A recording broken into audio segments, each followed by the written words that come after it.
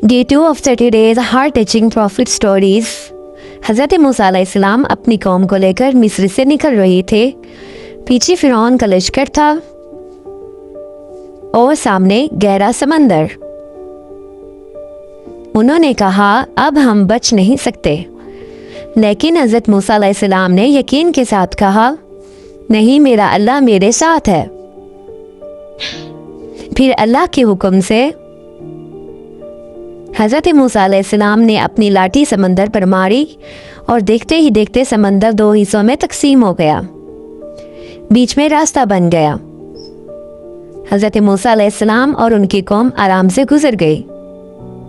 लेकिन जब फिरौन अपने लश्कर के साथ अंदर आया तो समंदर फिर से मिल गया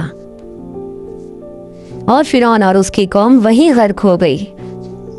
यकीन रखें, जब अल्लाह मदद करता है तो समंदर में भी रास्ते बन जाते हैं।